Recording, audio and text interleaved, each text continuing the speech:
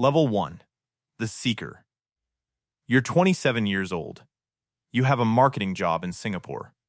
You make 84,000 US dollars a year. You have not slept properly in 18 months. One Tuesday, you don't get out of bed. Not because you're sick, because you cannot think of a single reason to. 3 weeks later, you resign. You sell your car. You give away most of your clothes. You keep one small backpack. You buy a one-way ticket to Kathmandu. From there, you take a bus for 11 hours, then a jeep for 4. Then you walk for 2 days. You arrive at a monastery high in the Solu Khumbu district. Elevation 3,800 meters. The air is thin. Your lungs burn. You knock on a wooden door. An old monk opens it. He looks at you for a long time. He doesn't say hello. He doesn't ask what you want. He points to a bucket by the well. That is your first task. Not meditation. Not scripture. Not wisdom. Water. You will haul water uphill for the next 6 months. Level 2. The Postulant. 6 months in. You have not spoken to your family since you arrived. You have not used a phone. You have not seen a mirror. You've lost 12 kilos. Your hands are calloused. Your feet are hard. You've stopped noticing the cold. You wake at 4 a.m. You meditate for 2 hours. You work for 6. You eat 2 meals of rice, lentils, and vegetables. You meditate again for 2 hours in the evening. You sleep at 9 p.m. This is your life. Every day. There are no weekends. There are no holidays. For the first 3 months, your mind rebelled. You cried during meditation. You thought about quitting daily. You dreamed about pizza, about air conditioning, about your ex-girlfriend. Around month 5, something shifts. You stop counting the days. One afternoon, you finish sweeping the courtyard and realize you've been sweeping for 2 hours. You don't remember starting. You don't remember your knee hurting. You don't remember anything. You just swept. You mention it to the old monk that evening. He smiles for the first time since you arrived. Good, he says. You are beginning to disappear. Level 3. The Ordained Monk. 2 years in. You take your vows in a small ceremony that lasts 11 minutes. You shave your head. You are given robes. You are given a new name. In Tibetan. It is now the only name you use. You've forgotten how to say certain English words. Not all of them. Just some. You now live inside the monastery full-time. You have a small cell, a bed, a wooden shelf, a cushion, nothing else. You spend 6 hours a day in meditation now. You spend 4 hours studying Buddhist texts. You spend 2 hours in silent walking practice. Your family visits you once, in year 3. Your mother cries when she sees you. She barely recognizes you. You are thinner than she has ever seen you. You smile too calmly. You take too long to answer questions. She asks if you're happy. You tell her happiness is not what you're pursuing anymore. You are not being cold. This is the honest answer. She goes home and tells your father she thinks you're lost. You are not lost. You are, for the first time in your life, exactly where you are. Level 4. The Teacher. 8 years in. You are now old enough to guide new arrivals. Young men and women come to the monastery each month. Most of them are Western. Most of them are in crisis. Most of them will leave within 3 months. You handle their intake. You show them where to sleep. You give them a bucket and point to the well. You watch them cry during their first meditations. You watch them argue with the older monks. You watch them lie awake at night thinking about home. You do not try to help them. You have learned that the lesson is the difficulty. Removing the difficulty removes the lesson. One young man from Boston asks you, after his second week, when meditation will stop being so hard. You look at him for a long moment. I have been meditating for 8 years, you say. It is still hard. He looks devastated. You continue. The difference is that I no longer expect it to be easy. That is the entire practice. He leaves the monastery 6 weeks later. You do not blame him. You almost left too.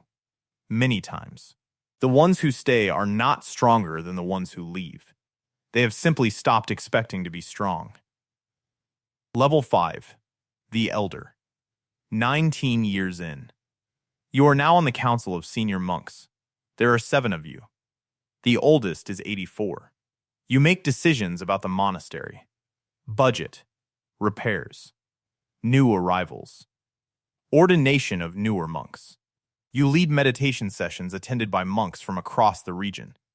You have been asked to travel 3 times. To teach in California. In Amsterdam. In Sao Paulo.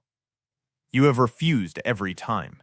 You have not left the monastery grounds in 11 years. You do not miss the world outside. You do not think about it. When memories of your old life appear during meditation, you observe them like you would observe a bird flying past a window. You do not chase them. You do not push them away. You have not seen a screen since you arrived. You have not heard news. You do not know which country's president died last year. You do not know that your former company went bankrupt. The world has changed. You have not. Or perhaps it's the other way around. Level 6. The Abbot, 31 years in. The old monk who opened the door for you in your first week died last winter. He was 93. The council has selected you as the new abbot. You now lead the monastery. 218 monks and nuns are your responsibility. Thousands of pilgrims visit each year. You are the final authority on every question that matters. You did not want this. You accepted it because refusing would have been ego. You now speak less than you ever have. Sometimes you go 3 days without saying a full sentence. Younger monks find this intimidating. You do not intend it to be. You simply have less to say. One afternoon, a Western journalist visits for an interview. He asks you what wisdom you would offer to modern people who feel overwhelmed. You think for a long time. Most people, you say quietly, are being crushed by the weight of a life they never actually chose. You pause.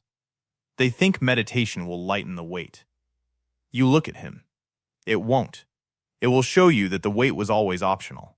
He publishes the interview. It goes viral in a way you will never see. You do not know that a version of you has become famous in a world you have not visited in decades. You do not know. You will not care if you find out. Level 7. The Hermit. 44 years in. You are now 71 years old. You have stepped down as abbot. You have appointed a successor. You have said your farewells. You now live alone in a small stone cell, 3 hours' walk from the monastery, high on the mountainside. You have not spoken to another human being in 9 years.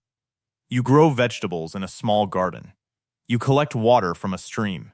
You meditate for most of the day. You sleep when it gets dark. You do not read. You do not write. You do not pray in the way most people would recognize prayer. You simply sit. One afternoon in late autumn, you are sitting outside your cell, watching the light move across the mountains. You are not thinking about anything. You have not thought about anything in the way people usually mean it in a very long time. You are not seeking enlightenment. You have not sought it in decades. Seeking, you understood at some point, was the problem. The mountains are the mountains. The light is the light. Your body is your body. Somewhere in the world, someone is checking their phone for the 11th time this hour. Somewhere in the world, someone is being praised for their productivity. Somewhere in the world, a 27-year-old marketing employee in Singapore is lying in bed, unable to think of a single reason to get up. You do not think about them. You do not know they exist. But if you did, you might smile. You spent your entire life running toward something. It turned out to be the same place you had been sitting all along. You will die in this cell 3 years from now, alone, at peace, having never once used the word peace. A young monk from the monastery will find your body during his weekly visit. He will bury you where you sat. There will be no service. There will be no headline. There will be no book about your life. You will have achieved the one thing almost nobody in the modern world achieves. You will have disappeared quietly and never once